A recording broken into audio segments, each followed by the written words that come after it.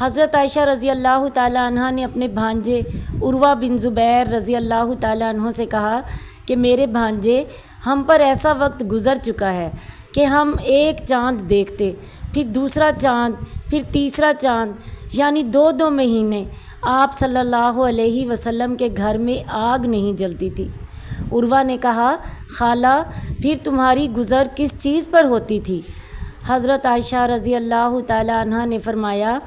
انہی 2 کالی چیزوں یعنی کھجور اور پانی پر۔ اتنا ضرور تھا کہ چند انصاری لوگ آپ کے ہمسائے تھے جن کے پاس بکریاں تھیں، وہ آپ صلی اللہ علیہ وسلم کے لیے بکریوں کا دودھ تحفہ کے طور پر بھیجا کرتے، جس سے ہم آپ صلی اللہ علیہ وسلم کو بھی پلاتے۔ حضرت ابو ہریرہ رضی اللہ تعالیٰ عنہ یہ بھی فرماتے ہیں کہ رسول اللہ صلی اللہ علیہ وسلم کی آل پر